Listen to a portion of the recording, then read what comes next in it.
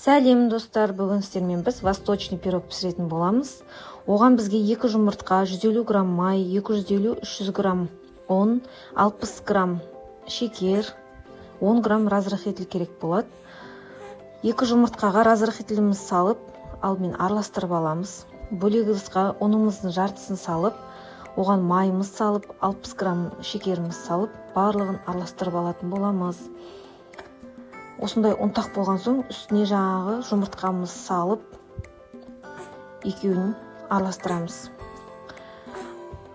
Жаңа қалған жарты ұнымызды жаймендеп салып отырып, осындай жұмсақ қамыр жасайтын боламыз. Дайын болған қамырды тапамызға салып, осылай қолмен жайып шығатын боламыз.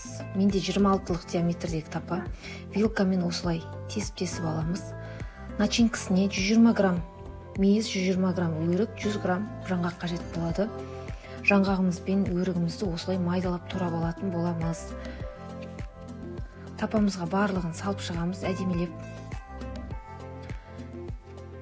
Бетіне салынып болған соң сгущенкамызды құятын боламыз.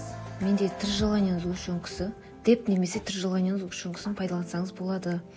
Сгущенкамызды осылай әдемелеп бір келкетіп құйып шыққан соң пешімізге салатын боламыз. Пешімізді алдын ала 150-160 градуста қыздырып қоямыз. 30 минутта пісетін болады. Пісіп болған соң 20 минут пештің ішінде қалдырыңыздар. Мінекей, пирогымыз дайын, ас болсын.